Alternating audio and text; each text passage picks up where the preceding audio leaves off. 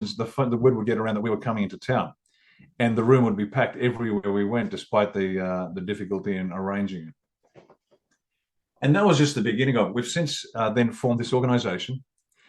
We've conducted what we call the Nothing But the Truth tour to every capital city in the country. The only one left to do is Darwin. That's our northernmost capital, the Northern Territory. It's the last one that hasn't been done, but we've travelled Australia, spreading the good word and painting this picture of what we want. The problem is not entirely clear to everybody. And so that's what we've been doing. Now we have this organisation called Australia One. I'm the man lucky enough to be the leader. My wife, Rhiannon, she's the chief of staff, and not because she's my wife, because she knows how to take names and kick ass. she's the perfect chief of staff.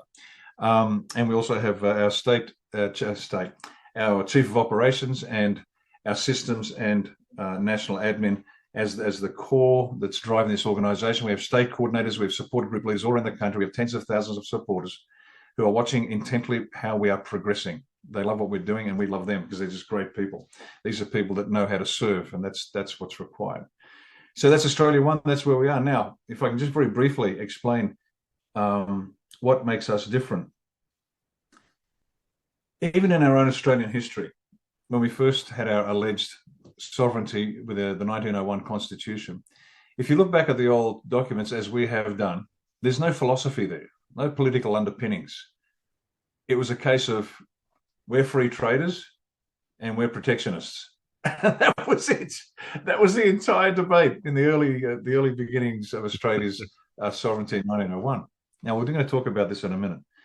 But there's never been any political philosophy here. It's either a free trader or a protectionist, and that's about it.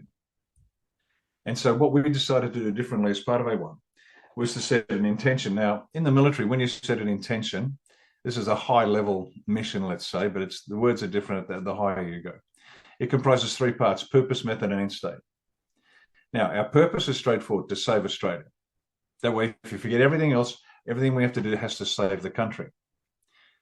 The end state reveals itself once you do your analysis. So I'll come to that last. Let's talk about the end state very briefly.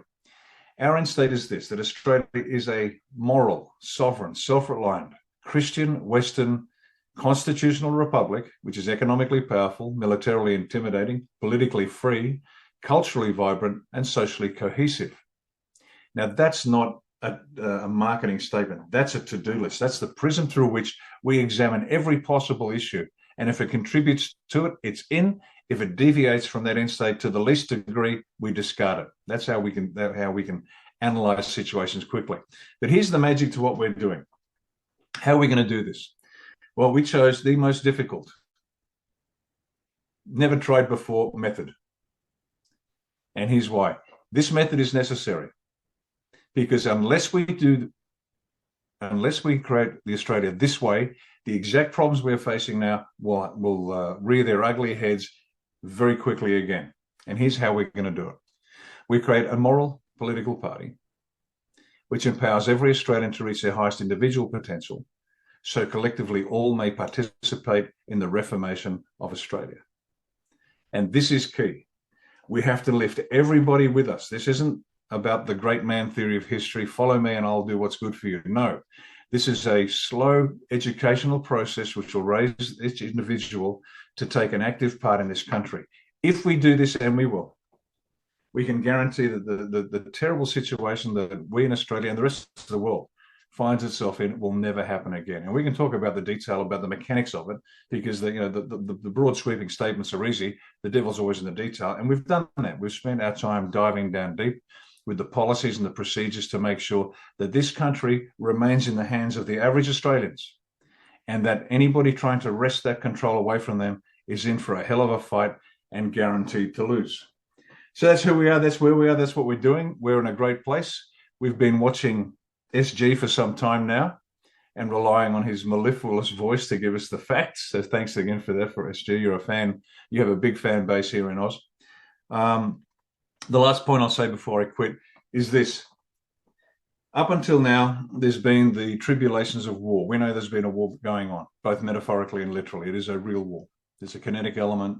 There's a psychological warfare element. There are other elements. That's not where we live. That's for the white hats. Australia One is focused on the great labours of peace. Our job is to build an organisation, build an ark, that when the flood comes, we can collect all the people, bring them on board, throw a blanket over their shoulders, give them a nice hot cup of bone broth, and say, "We're here to help. Let's get you through this." So it's our job to get the people from where they are to where they need to be in order to create this new Australia. And it's working brilliantly. A lot of the fake freedom fighters have come and gone. Australia One is still here. We're here every day doing what we need to do to help Australia take back